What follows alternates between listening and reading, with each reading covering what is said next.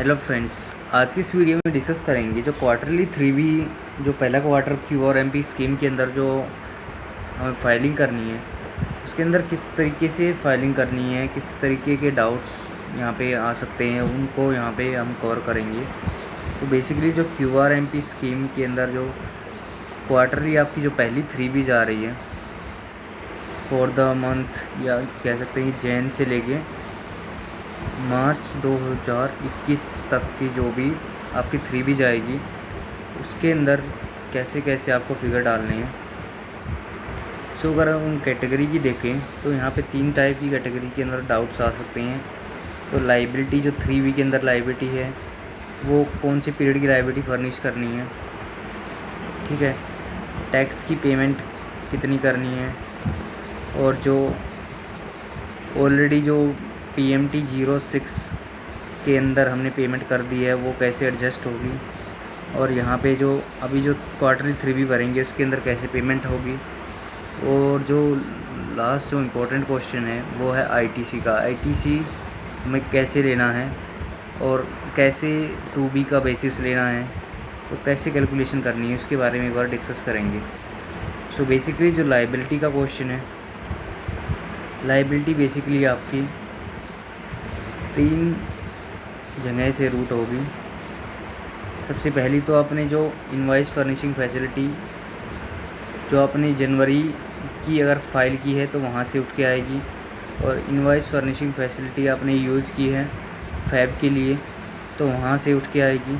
और आपकी ने जो यहाँ पे मार्च के अंदर जो GSTR1 में जितने भी बाकी इनवॉइस रह गए थे या फिर अगर आपने इनमें यहाँ पे भरा ही नहीं था और सारे के सारे ऑल इनवॉइस यहाँ पे डाले हैं, तो इसके बेसिस के ऊपर, इन तीनों के बेसिस के ऊपर यहाँ पे आपके जो 3B के अंदर जो टेबल नंबर 4 है, 3B की जो लाइबिलिटी वाली टेबल है वो यहाँ पे ऑटो फिल होगी। Liability table will be auto fill.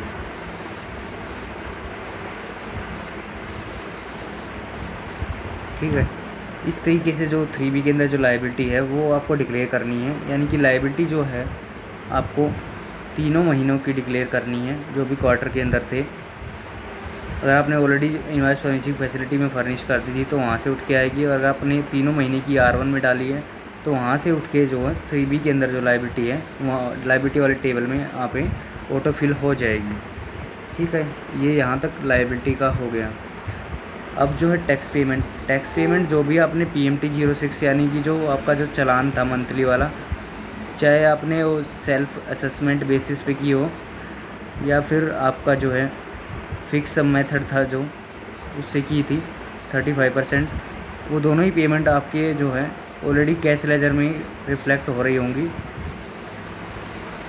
तो जो भी आपका जो 3B के अंदर जो भी चालान बनेगा उस चालान के अंदर GST पोर्टल क्या करेगा कि जो ऑलरेडी जैसे मान लीजिए 100 रुपीज़ की यहाँ पे आपकी क्वार्टरली लाइबिलिटी आई है और आपने ऑलरेडी कैश लेजर में आपने जमा किया हुआ है 60 रुपये, तो आपका जो ऑटोमेटिक जो क्रिएट चालान होगा 3B के अंदर वो एडिशनल लाइबिलिटी का होगा 40 रुपये।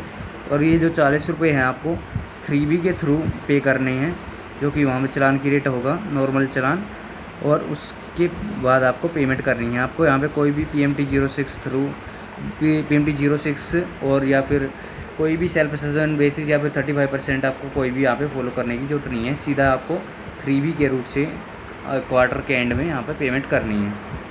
ठीक हो गया। अब आती है ITC जो हमने पहले भी देखा है कि GSTR 2B के ऊपर के बेसिस पे क्लेम करना है, और GSTR 2B के 5% आप एक्सेस में ले सकते हैं मैक्सिमम, जो कि रूल 36(4) के अंदर प्रेस्क्राइब किया गया है। तो आपके जो GST पोर्टल है, GST पोर्टल के ऊपर जो है क्वार्टरली 3B जो है कल की डेट में यहाँ पे अवेलेबल करा दी जाएगी, जो कि है 14 अप्रैल 2021। तो 14 अप्रैल को ये जो है GSTR 2B जो है क्वार्टरली अवेलेबल करा दी जाएगी, और क्वार्टरली बेसिस पे आप जो है GSTR 2B को देख सकते हैं किसके बिल आए हैं किसके नहीं आए हैं, और उसकी बुक्स के साथ मैचिंग करके उसके अंदर मैक्सिमम 5% की वेरिएशन हो सकती है। तो वो ITC आपको अवेल करना होगा।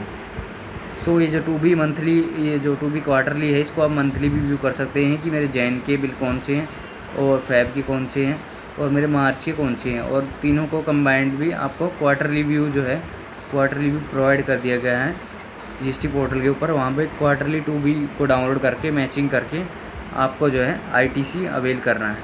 तो बेसिकली जो ITC जो आपने ऑलरेडी तो अवेल किया नहीं है, तो तीनों मंथ्स का जो है आपको ITC इसी 3B के अंदर क्लेम करना है।